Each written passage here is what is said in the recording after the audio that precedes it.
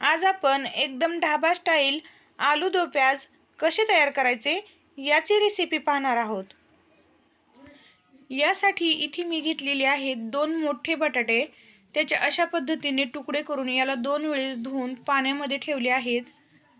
यानंतर एकदम छोट्या साईजचे 5 कांदे, 5 कांद्याला 4 भाग करून त्याच्यावरच्या 2-2 पाकळ्या वेगळ्या करून घेतल्या आणि पाकळ्या काढून आत राहिलेल्या कांद्याला असे बारीक चिरून घेतलेले आहे।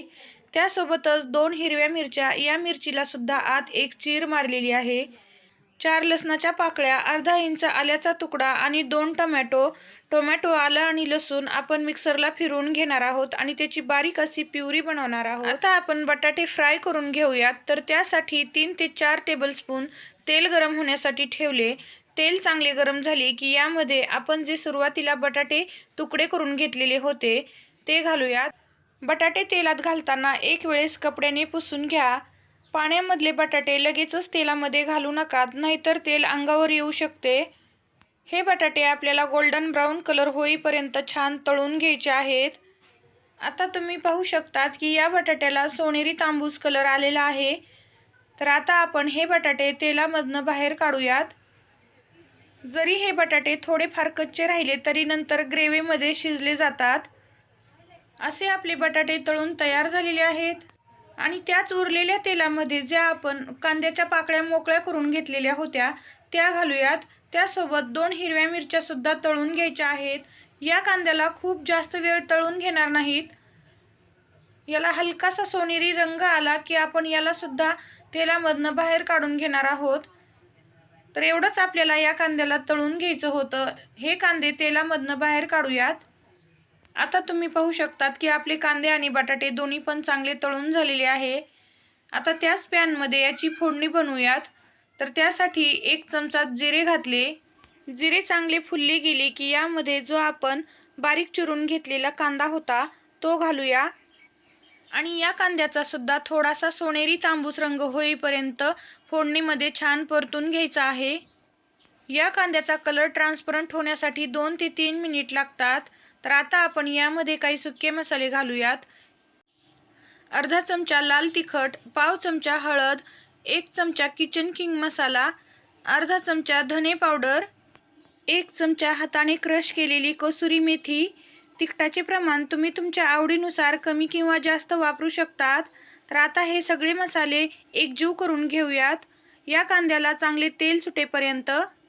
आणि आपण आलं, लसूण आणि टोमॅटोची जी प्युरी करून घेतलेली आहे ती या फोडणीमध्ये घालूयात आणि ही टोमॅटोची प्युरी सुद्धा आपल्याला या फोडणीमध्ये एकजीव करून घ्यायची। यानंतर यामध्ये चवीनुसार मीठ घालूयात।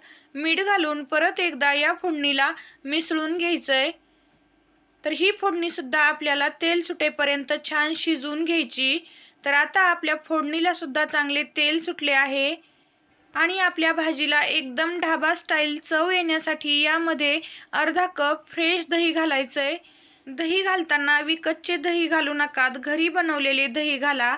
दही हे जास्त आंबट नसावे, एकदम फ्रेश असावे। आणि या दह्याला पण छान तेल सुटल्यानंतर जे आपण सुरुवातीला बटाटे आणि कांदे तळून घेतलेले होते ते घालूयात। दही फोडणीमध्ये घालताना गॅसची फ्लेम लो ठेवा। जर तुम्ही एकदम कडक फोडणीमध्ये दही घातले तर दही हे फाटल्या जाते। आता आपले दही सुद्धा या फोडणीमध्ये चांगले मिसळले गेले आहे।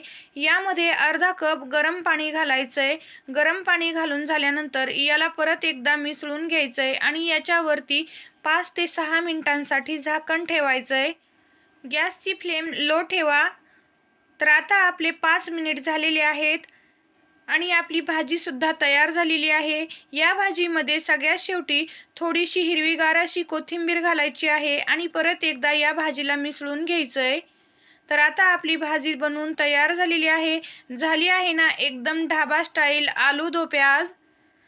तुम्ही ही भाजी भाकरीसोबत किंवा चपातीसोबत खाऊ शकतात। जर तुम्हाला माझी आजची ही रेसिपी आवडली असेल तर लाईक आणि सबस्क्राईब करायला विसरू नका। व्हिडिओ पाहिल्याबद्दल धन्यवाद। पुन्हा भेटूया अशाच एका रेसिपी सोबत। तोपर्यंत खात रहा, मस्त रहा।